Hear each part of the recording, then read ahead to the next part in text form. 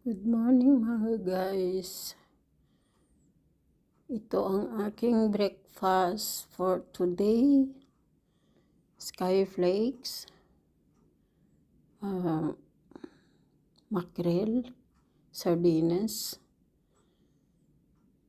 egg, cucumber at pipino, and of course, hindi mawawala yung coffee. Yung dalawang egg guys, hindi ko kakainin yan lahat. Mamaya ko nakainin yung isa, tama na yung isang egg na kakainin ko.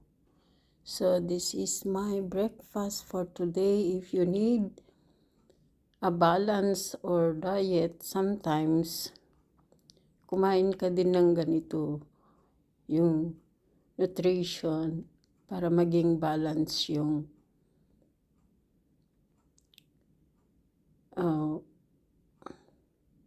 pagkain ng araw-araw.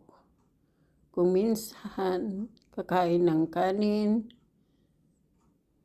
at saka kung minsan kakain lang ng ganito para maging balance yung pagkain natin. Yun guys, thank you and have a nice day. Bye-bye.